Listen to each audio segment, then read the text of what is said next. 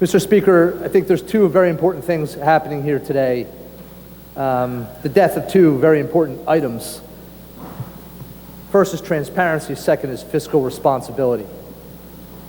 I'm quite frankly pretty embarrassed about the way this budget was prepared.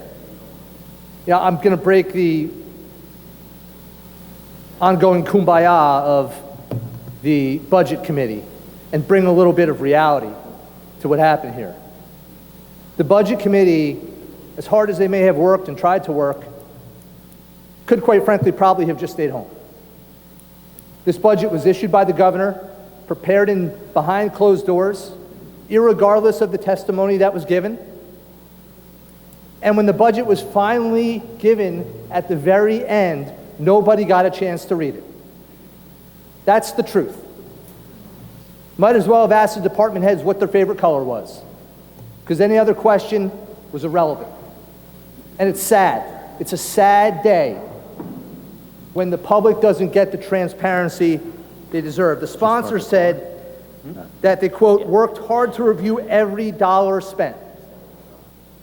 How on earth is that possible when the budget document that was not even presented to the committee? The sponsor also thanked all the advocates and members of the public for coming out and offering the comment on a budget they never saw. They got the budget at 11 o'clock 2 days ago. The vote was forced, and not one of those members of the public was allowed to speak. Not one person was allowed to speak on the budget. They were allowed to come in many, many weeks before about what they might want to see in the budget or what they hoped they could get, but they weren't allowed to comment on what the budget actually was. Ladies and gentlemen, this is a complete and utter failure of our government process. It's disgusting. We can't do this to the people. It's not right, Mr. Speaker. Transparency is so important for the function of this body. And quite frankly, these behind-the-door stuff is what gives politicians a bad name. The way this budget was done, is by far the most egregious insult to transparency that I have seen since I've been a member of this state legislature. The second major issue with this is fiscal responsibility. The majority party loves to talk about all the money that they're giving to all kinds of things. Money for this, money for that. It's a complete spending spree.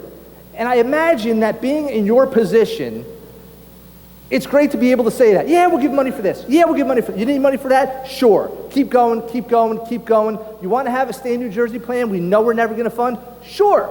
Put it all on paper. Put it all in the budget. Let's pretend that we can give it to you. And you have a $2.7 billion deficit from the anticipated revenue to what you plan to spend. It's easy for you to say, we'll give you whatever you want. It's much more difficult for you to deliver on those promises. And all of us who have spent any time looking at this actually know that you are going to have to raise taxes to pay for these things. You can cut 15 out now. After the 60 you raised since Governor Murphy took office, you can cut back 15 because it's an election year. But then in lame duck, after you're all elected again, you're going to have to raise taxes to pay for this stuff. There is no other option. We should stop pretending to do things for people and be honest. Ladies and gentlemen, it is a fact this budget is $54 billion. It is a fact the budget is $20 billion higher now than it was since the last administration. You could blame the last administration for credit downgrade. You could make up all kinds of stuff about how the world was completely iced over. Ice age back in 2017. I don't remember it being all that bad. Life wasn't that bad. Not for a lot of people. And it's not a heck of a lot better now. $20 billion larger than not too long ago. And let's not forget, by the way, for all of you in here that want to throw stones at the last administration, you were here. Some of you were here.